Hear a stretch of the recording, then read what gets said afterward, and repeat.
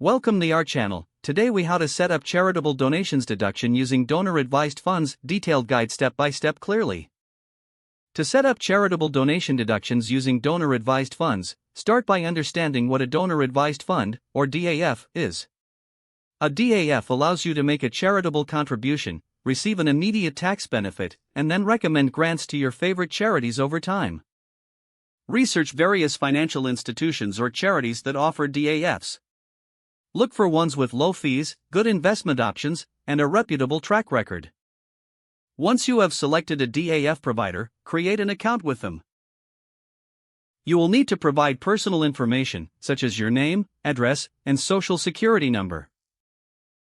After your account is set up, fund your DAF. You can contribute cash, stocks, or other assets like real estate. Consider the tax implications of your contributions.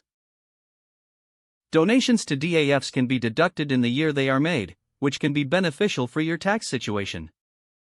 Once your DAF is funded, take time to select the charities you wish to support.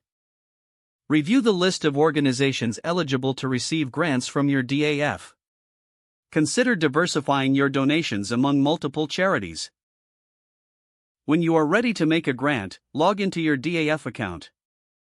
Navigate to the Grant Recommendations section of the platform. Enter the name of the charity, the donation amount, and any specific instructions you may have. Review your grant recommendation for accuracy and submit it. Keep track of your contributions and grants for your records and tax purposes. At the end of the year, gather your donation receipts and documentation. This information will be essential when filing your taxes. Consult a tax advisor for personalized advice regarding your charitable contributions.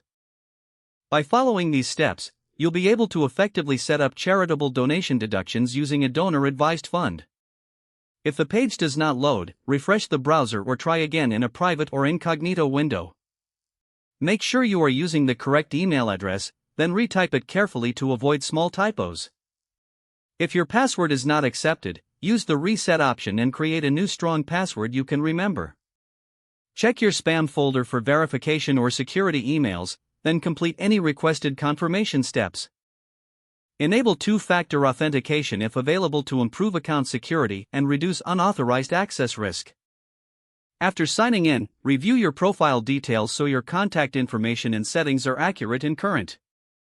Don't forget to like this video and subscribe to our channel for more step-by-step tech guides.